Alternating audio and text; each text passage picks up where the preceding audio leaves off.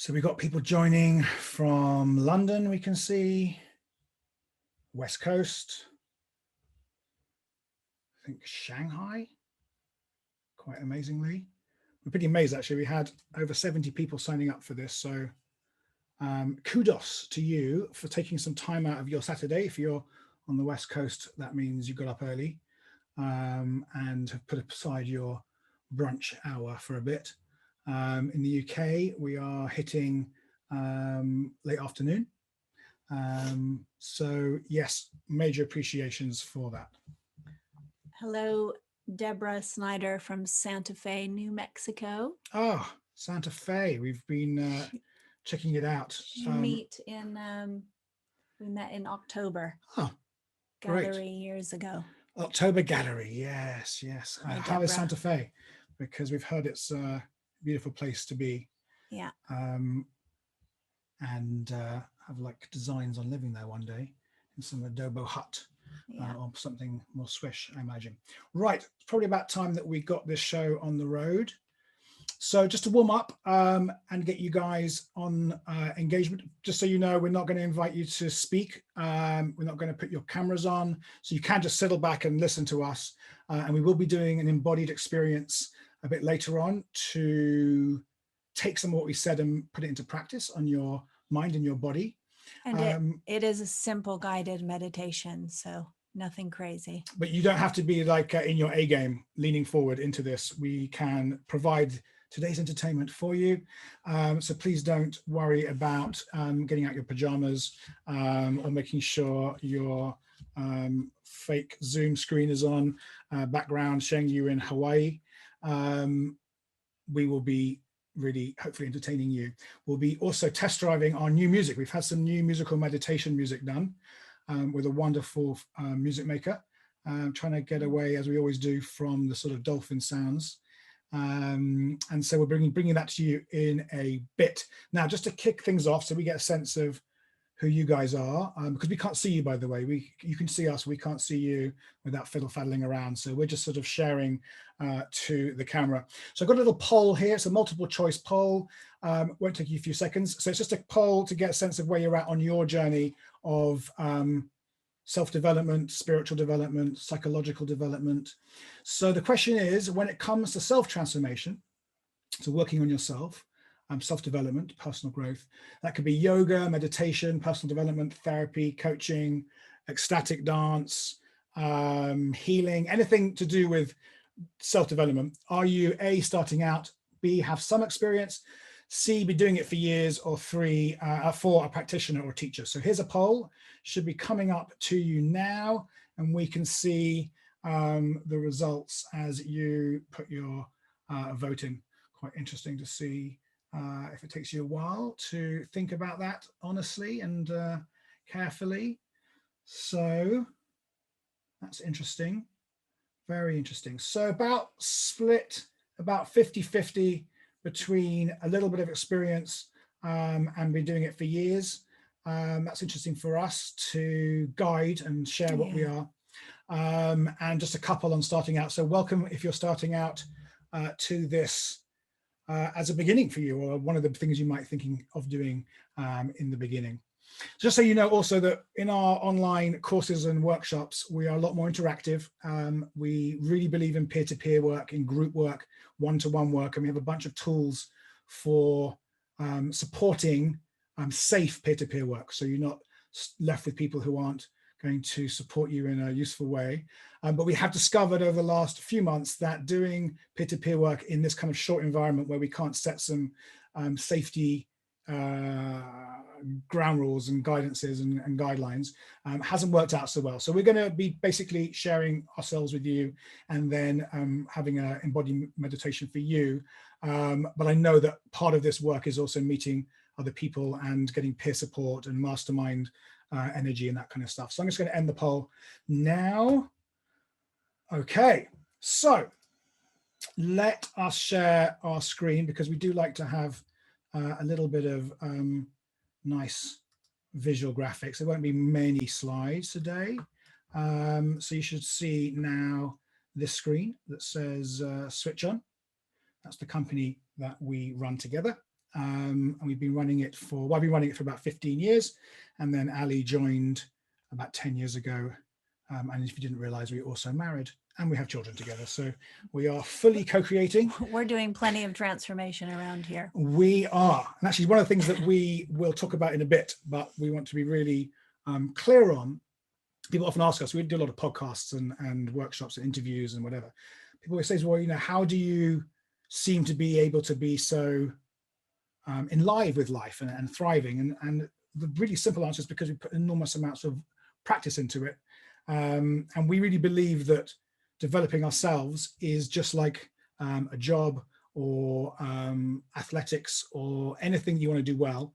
It just takes lots of time and lots of practice and lots of hard work. But the rewards, those of you who've been doing it for a longer will know the rewards are out of this world. And one of the things I truly believe about psychological work, spiritual work, is that everything you ever want for your life that you thought you wanted in stuff or in success, power, prestige, respect, all the excitement from travel, all that stuff can be found within our own experience, with our own inner consciousness if we do the work. So much magic and marvels to be found as you uncover more of yourself. So that's kind of the core of what we do. So this is a talk about how to thrive in change and challenge. And we've put in brackets and crises too, because obviously there are quite a few around at the moment. So just to give you a sense of what we are going to do, is give you a sort of heads up. We're going to introduce our work, what we do in transformation, not very long, but just so you get a sense of where we're at, a bit of context. We're going to share one really powerful tool out of the 7 that we use a lot in our work. And it's life-changing, this tool. And it's more than a tool, it's an approach, it's an understanding, it's a pathway.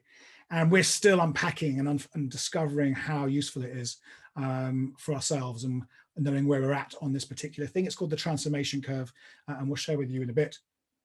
And today is just an introduction to the transformation curve, but it has many, many discerning layers. Yeah, in fact, I wrote a whole book about it and still only scratched the surface of it. So it's basically what we believe is the underlying natural blueprint of change in human systems, in human biologies and then human societies.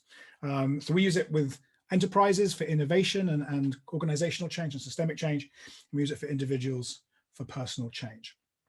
We will then introduce an embodied experience. It'll be about 10, 15 minutes, and we'll have time for questions if there are any, but we often find in this environment that questions aren't quite, don't arise as much, which is interesting compared to live events. So what do we do as a company? Well, super simple. We help people transform their toughest challenges in life, in love, and in leadership.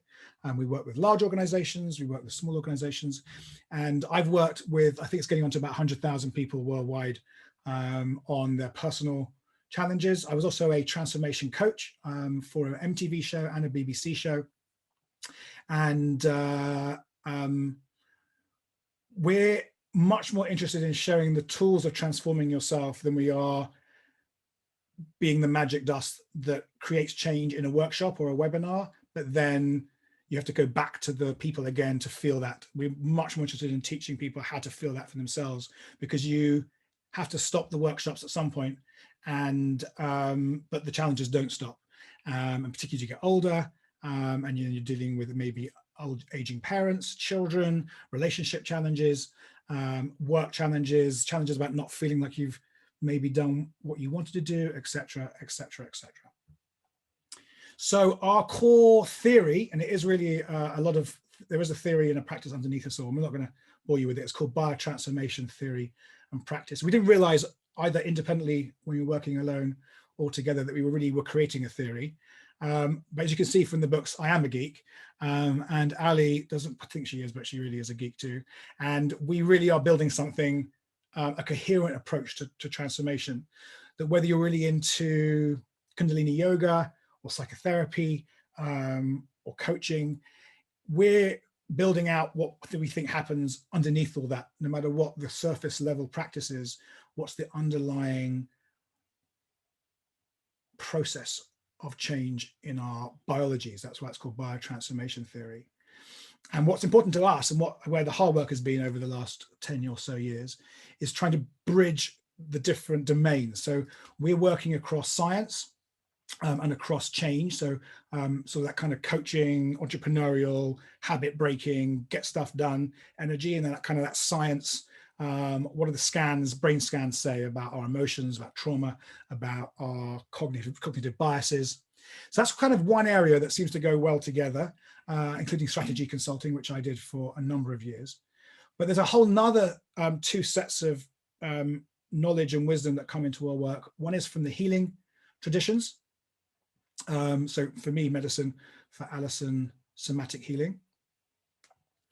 And then also the wisdom traditions. And that's where we look at Eastern philosophy and Western philosophy, because there's been some really powerful wisdom coming out of, say, the Stoics, right up to some of the 20th century philosophers like Michel Foucault, if you've ever done any of that kind of stuff.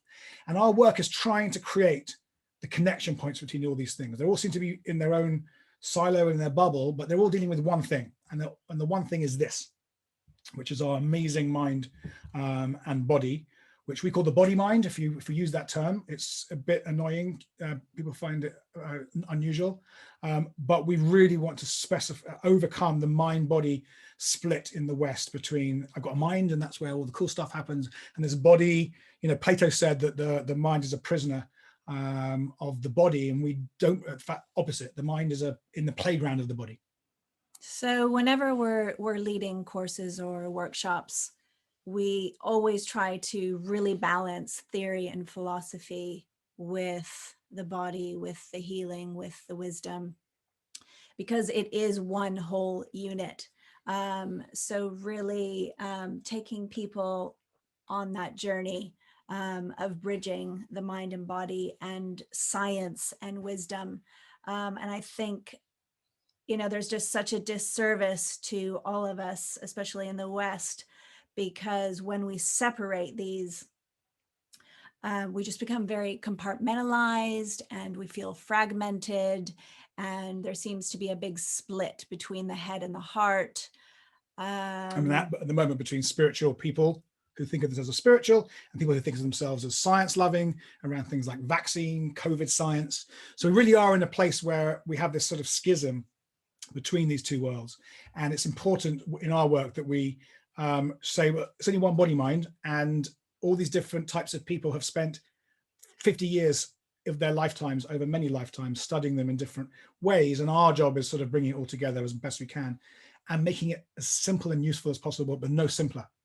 Because it's no point just writing a book going, well, it's all about positive thinking, or it's all about gratitude. They're powerful hacks, but they're not the answer on their own. And I think the last 30 years of New Age thinking has sold a little bit of a line that everything will be fine if we just think we're all one, or if we can feel love during the day. And those are really powerful and important and absolutely important, but they're not the answer themselves. Or that you can will yourself to change an old habit. Is kind of the American model, I think. Yeah, the coaching model that's sort of hooked into cognitive behavioral therapy, if you've heard of that, is sort of I will cognitively remember to be different, which is powerful. We use that within our work, but way more sustainable is to transform our emotional and bodily sensations when we don't have to even remember to be different. We are actually different. We are showing up with a different nervous system. So this is the two of us, obviously. My name's Nick Jankel, if you haven't clocked that. And this is my co-creator, Alison McCauley. Just give you a bit of background about us, because I think it will help you with the foreground when we get into some of the content. So my background was in medicine. I did a medical degree, but luckily for me, I also did a degree in philosophy, and particularly the history and philosophy of science, which is where I first realized that people had studied how people change, particularly their minds, their views of the world, their ideas, their mindsets, and how we have made progress or not, based upon quite significant breakthroughs in human understanding. And my journey started as an elite gymnast. A lot of pros and cons to that journey.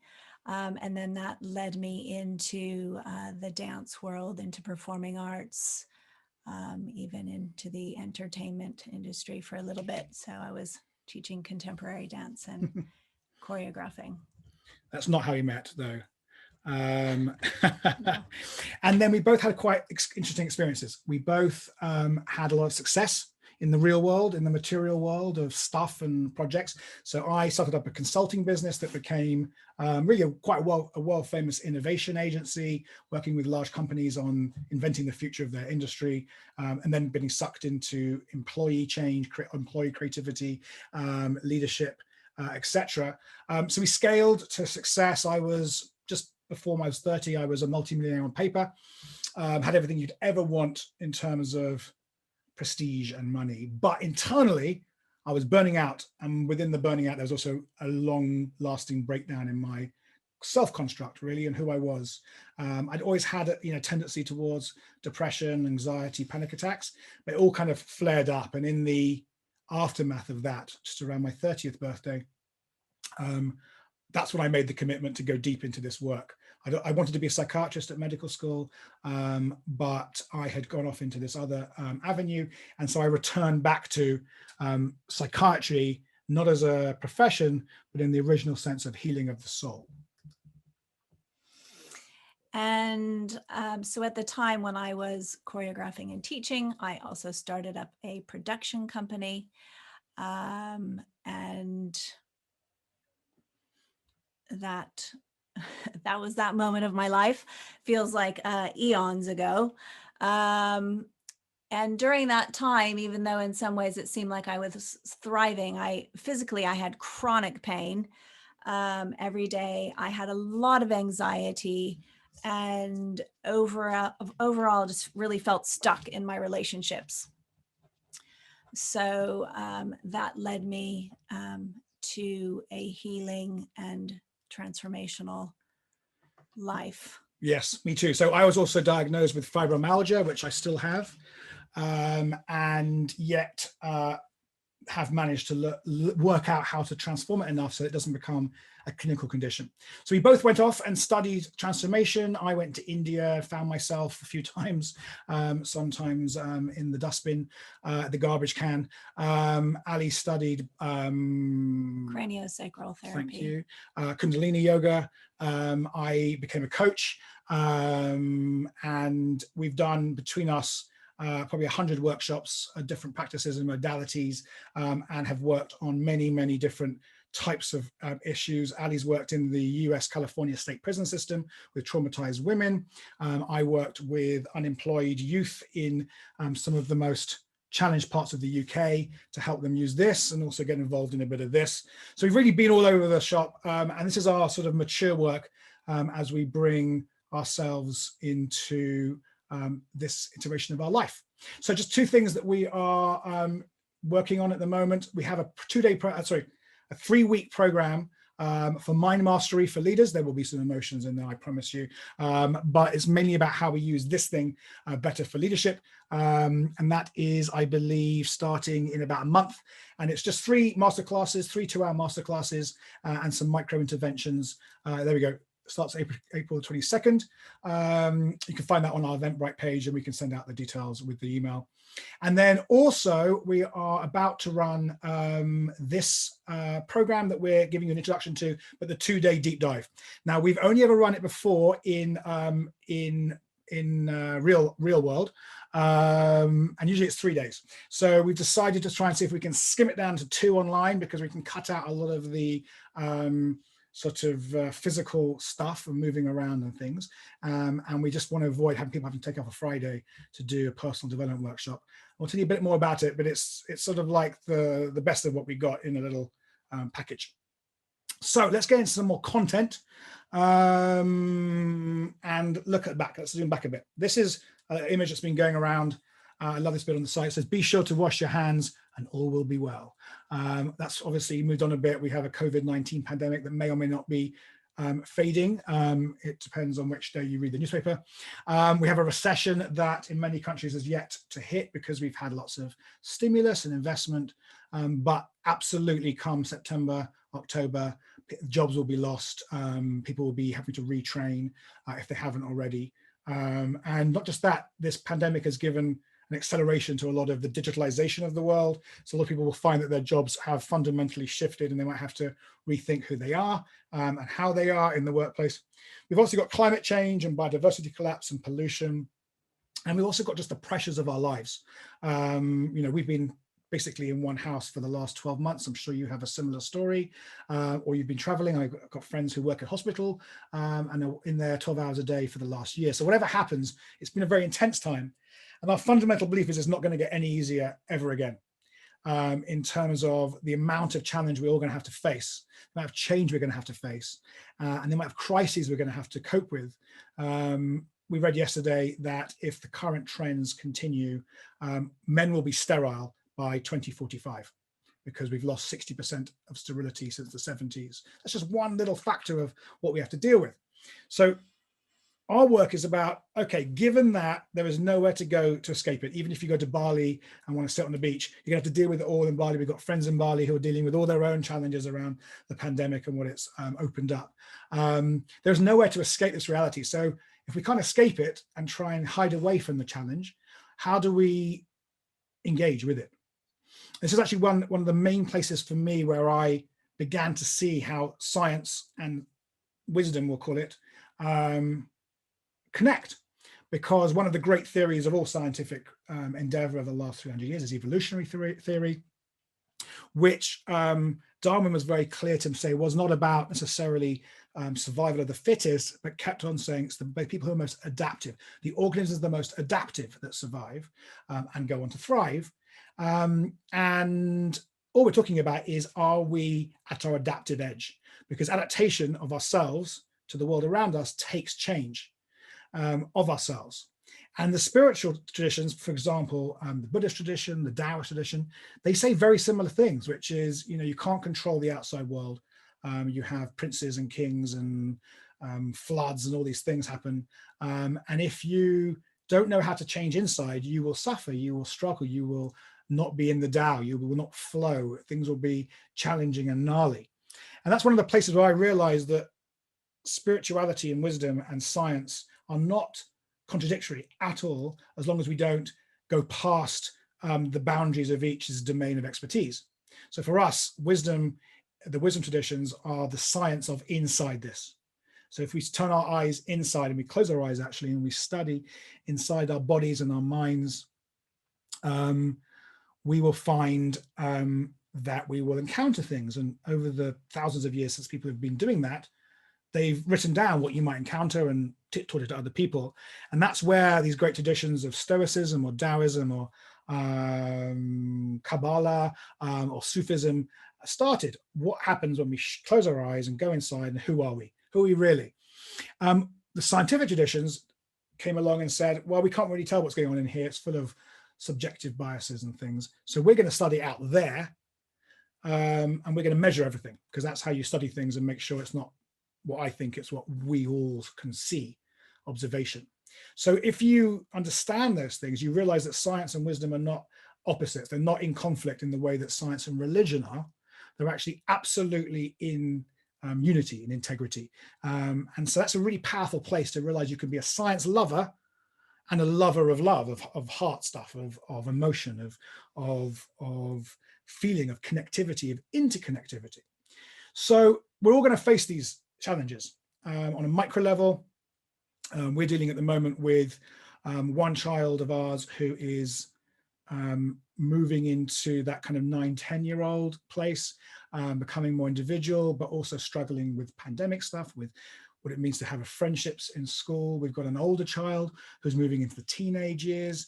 Both of them are presenting to us with challenges that we have to find something new that we haven't been doing before. And it takes time to talk about that and to look at where we're doing our own stuff that isn't fitting anymore. But at the same time, we're dealing with work challenges. We're dealing with client challenges, business model changes, like this webinar. I think it's so important. It's like we all get up in the morning and we spend time and energy and we create space to do work in the world, right? And then we come home and we have a space and we create time and we give our energy to doing work in our home. So we're doing all of this work on the outside. but ultimately it's like, how many of us are turning our attention inward and choosing to create a time and a space and give energy to the inner work that we're doing. And it's really a choice for life. I think a lot of people, it's not linear. There isn't an A to B necessarily, but also because we're so focused on the outside, if there's a problem on the outside, we think we can fix it by fixing the outside instead of just having that practice of always coming back in, I say, to our vehicle, to the software inside of us, and upgrading our software as much as we do our iPhones. So really bridging that gap is important to us, from the inner to the outer world, and knowing that this is fluid and it's just a mirror. And the wisdom traditions are very clear. You don't get the joy, the bliss, the sense of connection, the reduction of loneliness, the reduction of suffering, unless you put that time in. And the good news is, though, that we've come a long way since those days. We don't believe you have to go away and stare at a rock wall for 25 years to be enlightened and then come back and see what to do. We think you can live in this world with all the joys that brings, financial joys and financial challenges, travel joys, travel challenges, relationship joys, relationship challenges. But as long as you can spend some time in here, you can fully engage in that. And so our work really is about giving you and our participants the benefit of lots and lots and lots of thinking, experience, practicing, and codifying, so that it just speeds up the natural process that you would do anyway, without those years spent stuck. Whereas I spent 15 years stuck in what the Western medicine would call depression, anxiety. And that was because I didn't understand how to allow those emotions to teach me what I needed to do inside, and to bring my attention to inside me. I believe that fibromyalgia, chronic pain syndrome, was a part of my body signaling, which is, you are in pain inside as much as physically, and you don't pay attention to it. So this is what we're going to do. This is the pain you're going to have. And as I spend more time on myself, that some of that pain starts to shift away, and has done. So we've got challenges, and the point of this talk is going to be really about how we take challenges and we take them inside us, and we use them as fuel for our own transformation, our own expansion, our own growth. So when we talk about the word transformation, we don't mean like changing to be clever, changing to be rich, changing to be sexy, changing to be cool. We're talking about the natural process of when we encounter a challenge. If we know how to take it inside us into our body, mind, it gives us new fuel for growth and expansion, for healing, which comes from the root word being whole and being holy. And so that process of becoming more whole, because we're taking energy back from stuckness and from suffering inside us, and we're bringing it back into the wholeness, and then we can put it back out in the fun, sexy stuff, like the new business, the new project, the new relationship, the new child, all that kind of stuff. Now, the great news is, we are not machines. We are living creatures like this beautiful flower. And the nature of living things, bios, meaning life, is to grow and change and adapt. So we are not stuck. One of the things that I often get asked in talks like this is, am I stuck with my habits, my patterns, my mindset, my thoughts? And we are here to say, absolutely categorically, anything about your inner life, your inner consciousness, can be transformed, but it can't be controlled. It can be worked with and transformed, and some stuff can take days and weeks to transform. But the reality is, the bigger stuff, the pain, the trauma, the suffering, the really old thoughts, that can take months and years. But our work is about how you speed that process up, so it takes less time. But there's no quick fixes. People always want the quick fix, the 5 hacks, the 3 this, the 2 the other.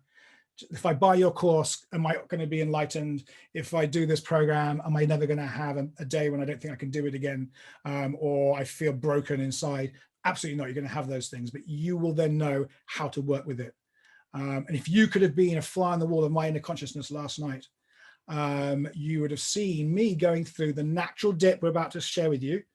But because I know how to move through it, it lasted 6-7 minutes.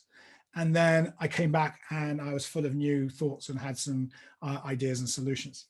So we can transform ourselves because nature can transform. It's so beautiful. I mean, the most hackneyed, but also stunning when you really think about it, symbol of transformation is usually the butterfly. I actually have a morpho butterfly up on the wall to remind us, which my son today happened to ask, is it real? I said, unfortunately it is. It was, I should say, is or was.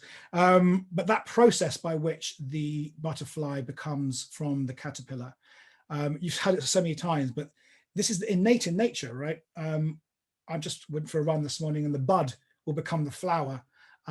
It's incredible.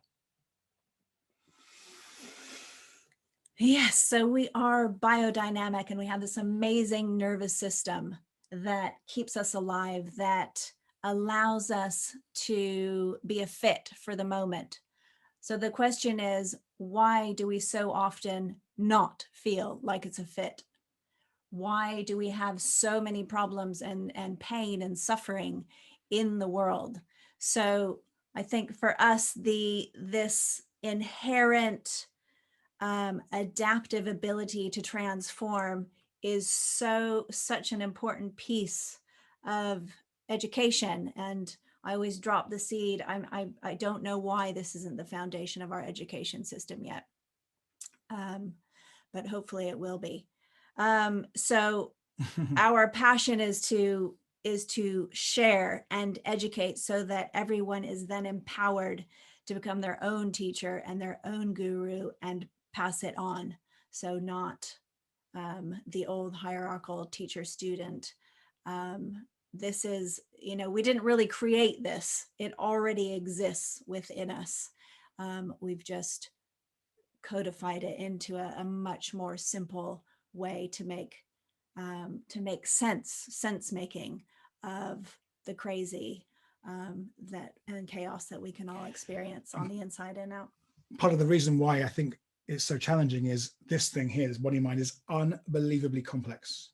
And it has to have been to have created everything we've created in the world, the airplanes, the quantum computers, the sheer complexity of our creativity comes from the fact that our brain and body system is so complex, and it's got narratives, it's got beliefs, it's got feelings, it's got beneath feelings felt senses, which are different from feelings. We're now discovering through the science of what's called interoception. We've got pain receptors, we've got emotional pain receptors, we've got behaviors, habits forming, and all of this washes around us, and it's really complex. So to master this thing, to learn about this thing, it takes time, and it takes some of the new research that's coming out, actually, I believe. So the wisdom traditions have had most of this down, but some of the science recently coming out around trauma and around the pain of trauma, around habits forming and breaking and reforming, is fundamentally valuable to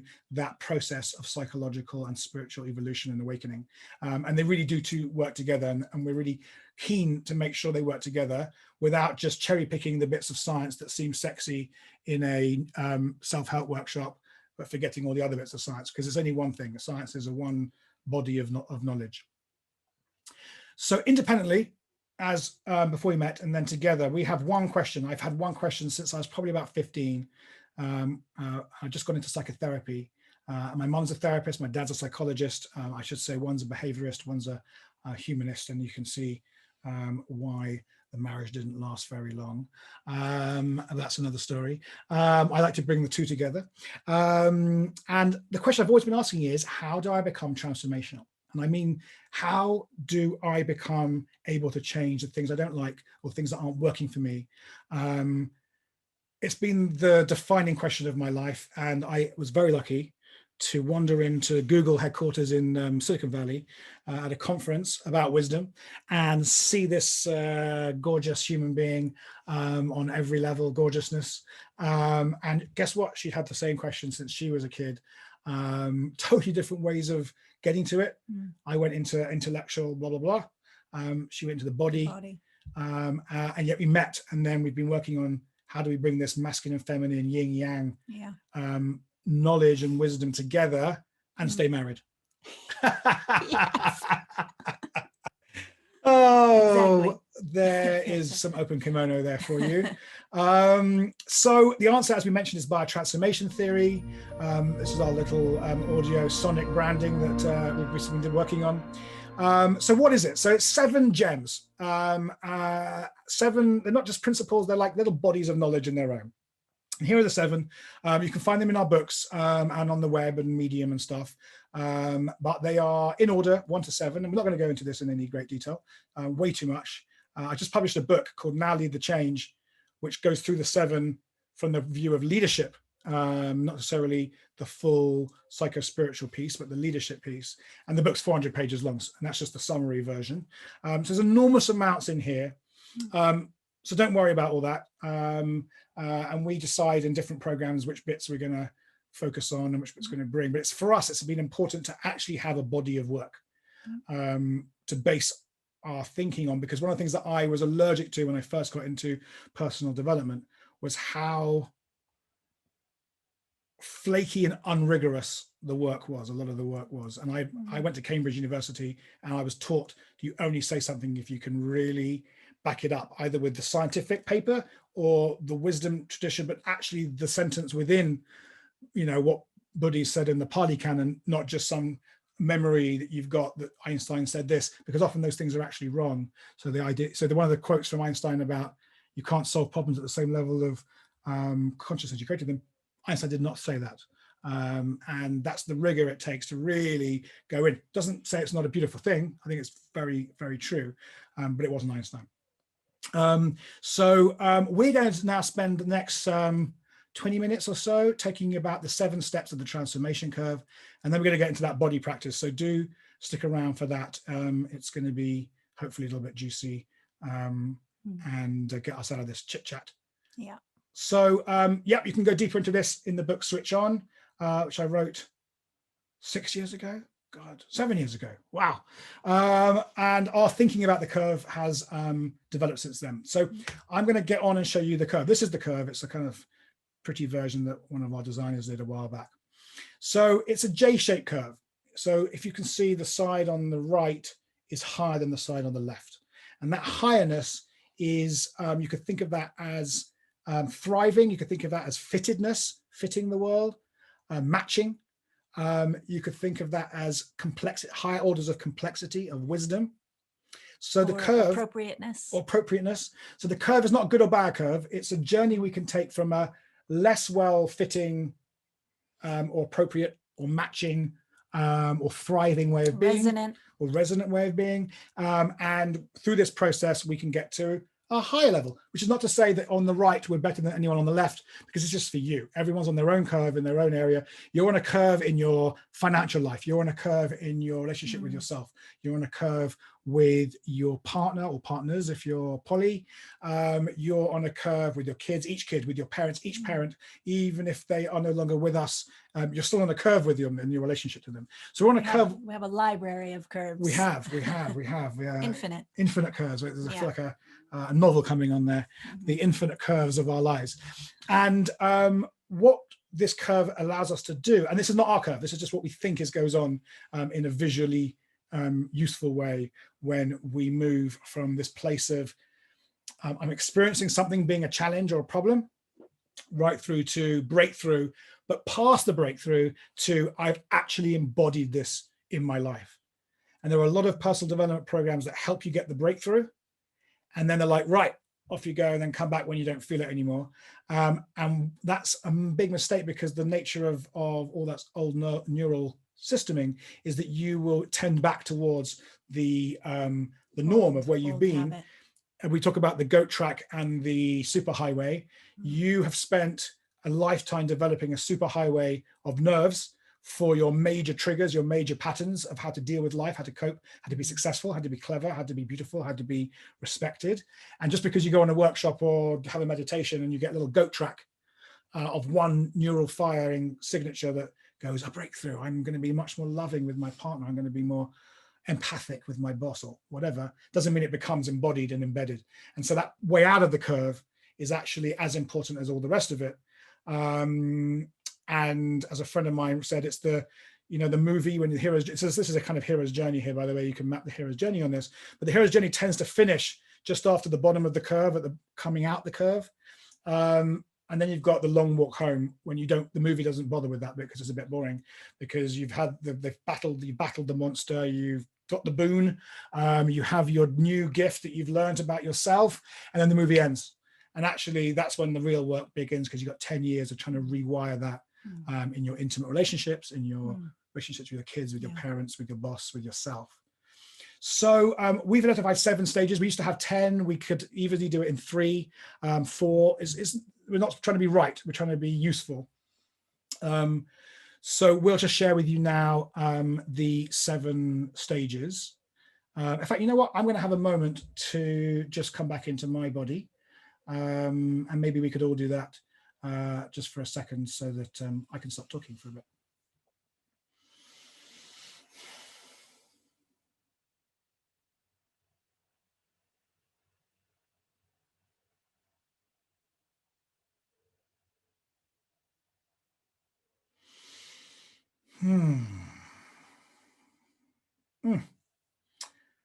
I love that reconnection moment.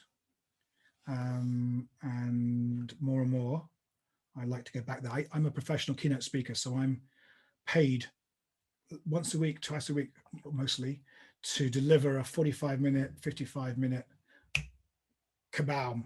And I can easily get, as you can tell, into that chat pattern.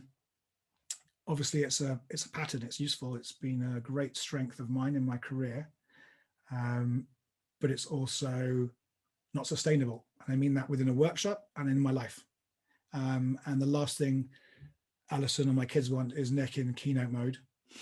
But occasionally. And I have like the opposite. I've always been more comfortable with what I'm feeling, and even feeling, and what I can't see, but I can feel it, I can sense it through my body. And so the opposite has been my challenge, is to actually speak what I'm feeling and sensing into. Yeah, and so part of our dance of co-presenting has been for me to still use my skill in sharing and in philosophizing and ideas and expression and stuff, the coaching path, the keynote speaking path, but yet also to come back more into my lower body and my abdomen and my slower energy. And then Ali has been to step into a more performance oriented mode. And that's just an example of us being on this transformation curve. We've had the breakthrough, but we're still we've had the insight, like, oh my God, I should do that, you should do that, but it still takes a lot of practice to come back into rewiring and repatterning up that right hand side. So let's just hit you with the 7 steps. And any of you, the guys of you who voted in the poll that you've done a lot of this work, I think this is gonna, if you haven't seen it already, this work, you're just gonna go bang. Hopefully that just explains so much about the challenges of change, the challenges of keeping the change, where we have got stuck in the past, etc. And those of you who are newer to this work, hopefully this will give you an architecture to understand what happens when you're in a yoga class or in a coaching session or in therapy or in breakdown, as in stuck, stressed, suffering, struggling, which we all do, right? So our work is not about never doing that anymore. It's about knowing how to unstuck very quickly, within seconds. So we're not in that sort of sadness or that pain, but never by controlling our emotions, but by working with them and allowing them to come out and teach us what they want to teach us. Because we believe our emotions, and as we said, the felt sense that's underneath them, is the royal road of transformation, to understand them, work with them, allow them to be, but not hook onto them and become the emotion and just work through the acting out of the emotion. Learning to ride the wave and not get knocked over. So again and again. Step 1 with all transformation starts with a problem. And before you start thinking, oh, we mean something's bad or wrong, a problem for us is a totally neutral. All of these are neutral. There's no good or bad in our theory. There's appropriate and inappropriate. There's fitting and mismatching, absolutely. But there's nothing good or bad. This is just the inherent nature of being human. Is we have problems. We usually try and solve them with what we call patterns, old ways of being that worked once, that we now see as 4 different components of a pattern. We're not going to complexify it this now. That there, in every pattern, there are 4 different parts of us working. And it's the nature of being human is to try and solve a problem with what worked in the past. Why would we not do that?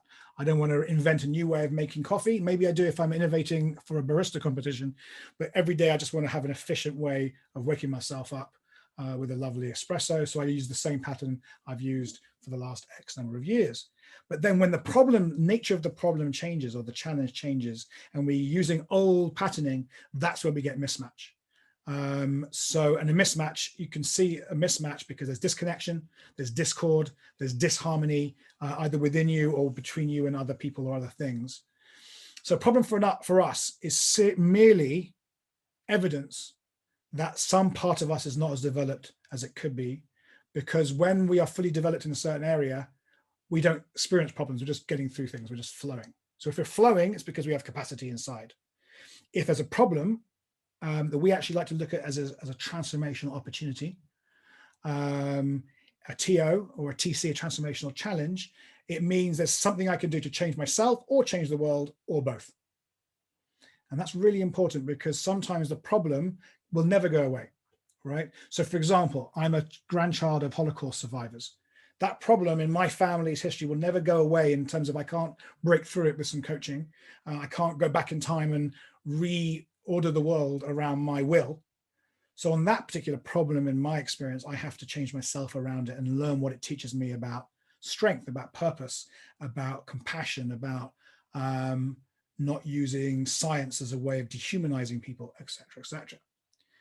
There are other problems that are more current. Like last week, I discovered that someone close to me had crossed multiple boundaries in a period of about 20 minutes.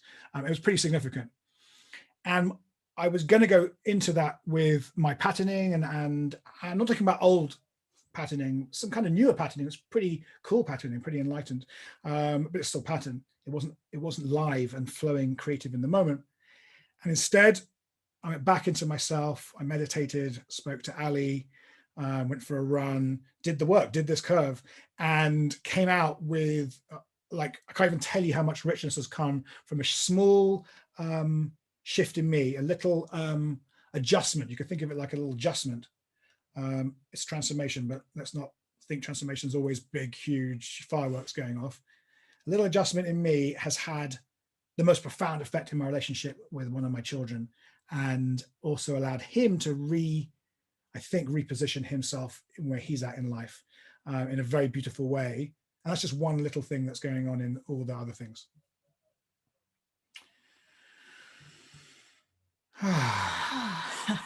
So a problem is for us, I put in my first book, a problem is the raw material for a creative life. In the same way that clay is the raw material for a sculptor, a problem is the raw material for human beings. And that's the same in evolutionary theory. When an organism encounters a problem, it's the beginning of an adaptive response, which always needs innovation, creativity, which happens in mutations in the cells. And it's the same in the wisdom traditions. We also have this realization that the shift has to go on in here. That doesn't necessarily mean we can't change the world politically, and the social injustice, the racial injustice, the economic injustice. We're not about just blissing out on the inside. We're about both. We find peace within, we find power and purpose and possibility within. And where we can, we go out and change the world for the better in our actions, in what we buy, who we work for, how we work, who we buy from, etc. And that's where we start to see the bringing together of the healing and the coaching work that we do. Because at the beginning, right now, we're in a coaching moment. You know, how are you responding to this? What's your pattern? How are you showing up? But we're about to go deeper into what's traditionally the reserve of the therapists, into what number 3 is, which is pain.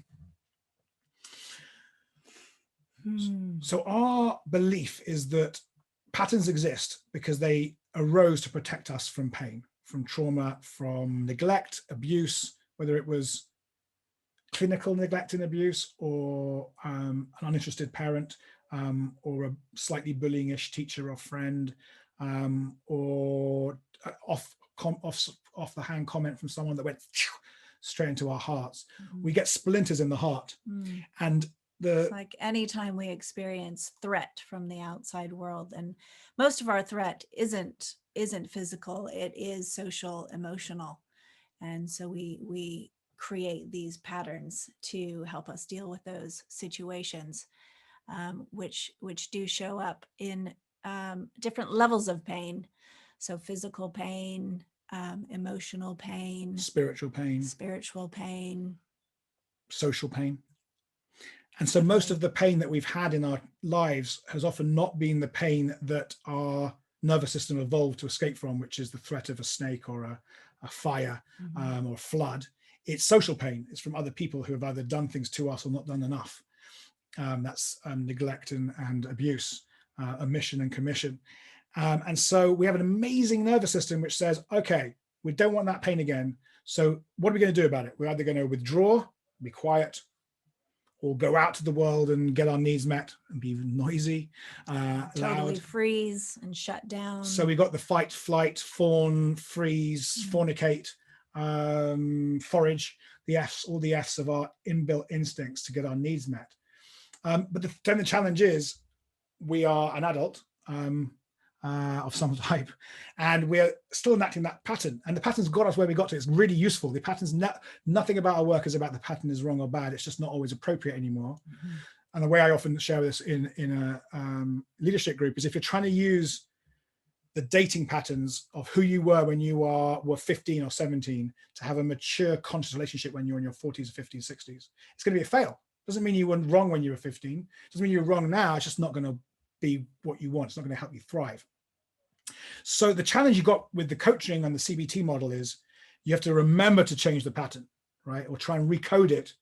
And you don't really go into the emotional piece, right? Because that's where it gets messy and you have to deal with often trauma and pain and memories and distorted things and deep amounts of grief that's been repressed, and fear that's been pushed away or transmuted into something else, into anger, into rage.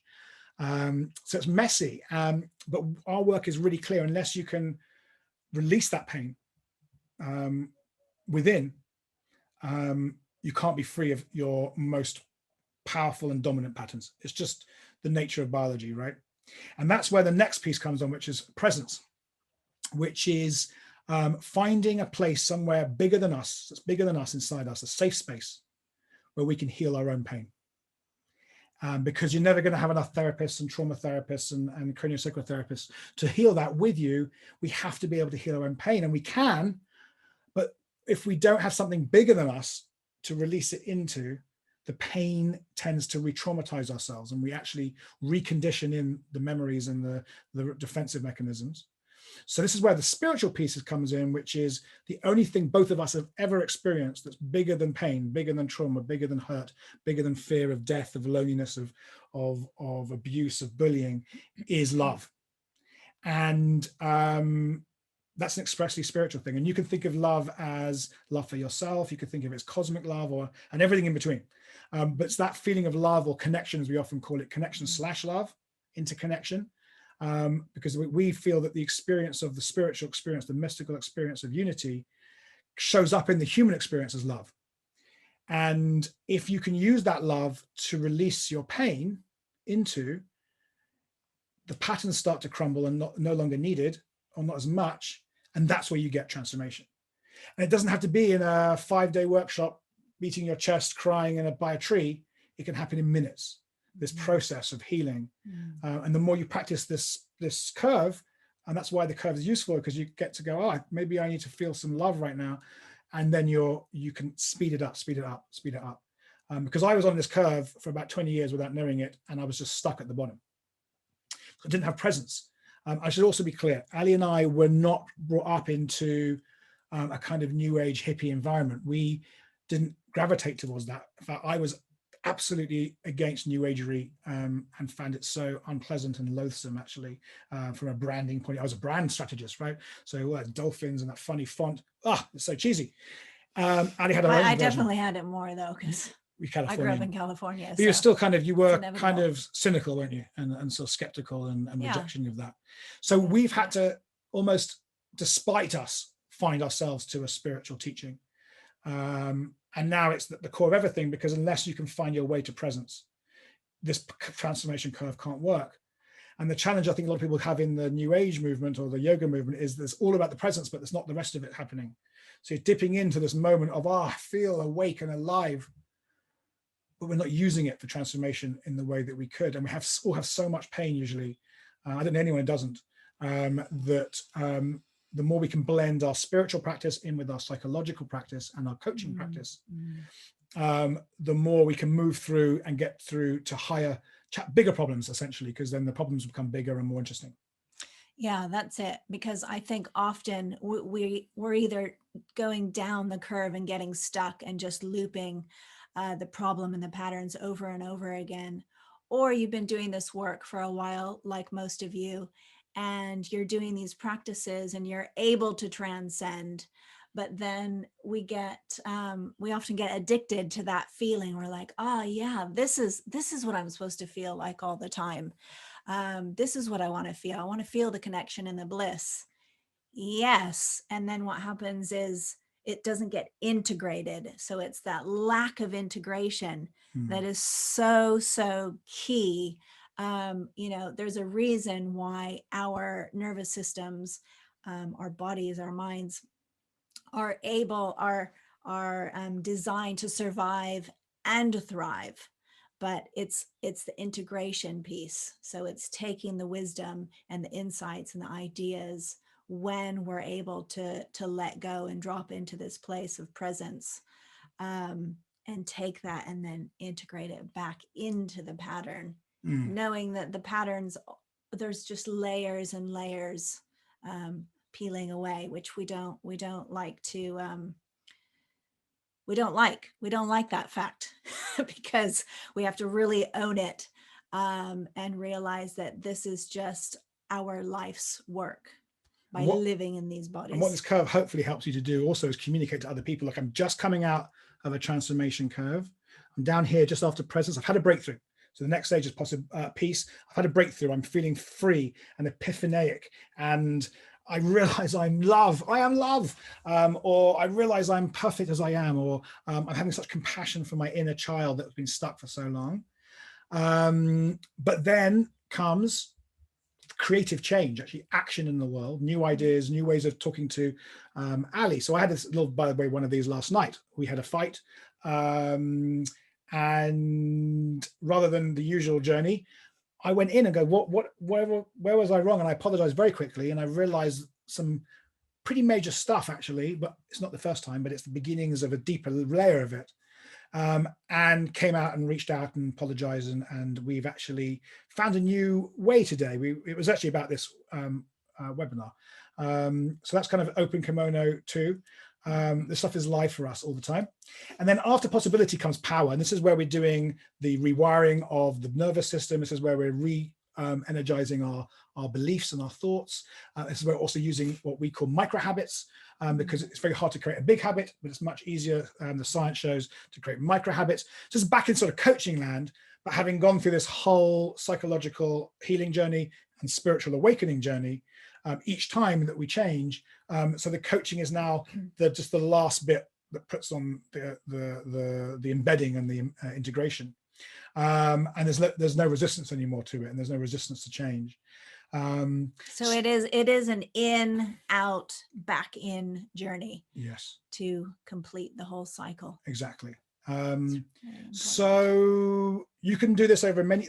We talk about major key transformations and minor key. So a major key might be the journey you're going on between being a 20-something and being a 40-something. So that's the kind of evolutionary maturity version of this. That would be a major key transformation curve. A minor key is, how you're talking on an intimate basis, and obviously they interact with each other. But there's an alternative. This is like the ideal form. But most of us, until we learn how to do this, get stuck in problem, pain, pattern, what we call the breakdown decline. This is stuckness, stress. Stress is basically not knowing how to get out of the pattern and the pain. And so the problem keeps being there. And that's what stress is. I would say most, not all, but most depression is being stuck, not knowing how to escape from the big emotions, the mood emotions. Not having the awareness and being able to really accept it and own it, that you can change it. and then psychological suffering, spiritual suffering, dukkha in the Sanskrit of the Buddha, is, again, it's being stuck in the pattern, stuck in the conditioning, stuck in the craving or the aversion to something in life, the problem. So this is the alternative. And then we're all either on one or the other. I don't think there's a third thing. So you can tell this journey, and we're actually going to do the journey in a minute, a little bit of the journey, because it's getting on a bit. There's a journey of releasing and a journey of receiving and rising. And the mistake we made starting off in this work, and the mistake I think most people make, is you want to get the new thing, the receiving, the new insight, the download, the upgrade, the aha moment, or the new boyfriend or the new job or the new business model. You want to do it before you have to do all the releasing, because the releasing is a bit scary, because maybe there won't be anything after it, or maybe, you know, it's like a death. This is what ego death is, right? This is the death of the old. So we don't like doing the death bit. We like the reborn. We love to be reborn. Everyone loves to be reborn. But the curve teaches us you have to have death first. So when you are next in that place of sliding and sinking into some kind of chaos, because this is a chaos order curve as well, there's nothing to be afraid of, as long as you willingly release. If you're trying to grip and hold on to the old or the pain, because often we like the pain because it's familiar to us and it justifies why we're angry or sad or aggressive or failure with money or whatever it is.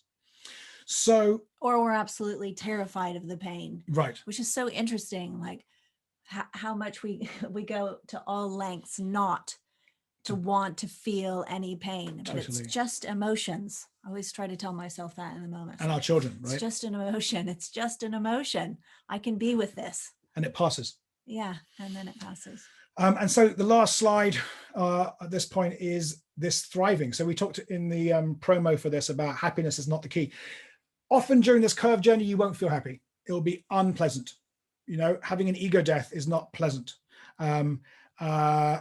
Grieving for the lost childhood that you didn't get, or the love from your father or mother or first love or your current love, that is not pleasant and happy. You not want to smiley. And I think a lot of the coaching and healing movement and the spiritual movement has got obsessed with happiness. It's not the aim. So we talk about thriving, because thriving, the Greek eudaimonia, having a friendly demon within, and a eudaimon, is about being on the edge of your existence, on the edge of your capacities, whatever that means for you, where you are undeveloped, where you have a problem because of a lack of development, with no moral or guilty or judgment. It's just yours is different to mine because we have different journeys. And so being thriving for us is about constantly on this journey of growth and expansion and healing or holing.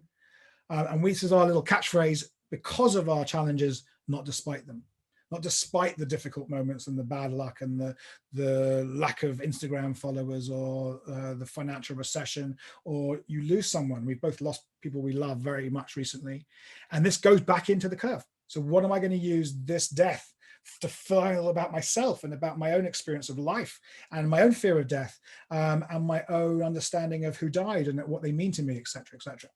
And the difference between when you come in the curve and when you go out is your thrive differential. And if you keep going through this, you keep going the rest of your life. So that's what we will do on our 2-day program. We are here to invite you to that. We will take you on 2 days through the curve and explain all the science and the wisdom and the spirituality and the coaching tools that go with this journey. It'll be rapid because it's only 6 hours a day. So those of you in the US can do it in the morning. Those of you in the UK can do it in the evening. And if you're in China or Asia, it's going to be an early morning. We have a lot of clients in China. We've been running this workshop in China. So if you're from China and you're part of that gang, hello. We won't go too much detail. We'll send you some of these slides out because we want to get onto the music and the meditation. So it's June the 12th, 13th. It's ridiculously cheap. We usually charge £1,000 for this workshop. We're doing it for a couple of hundred. And please join us and please spread the word to others.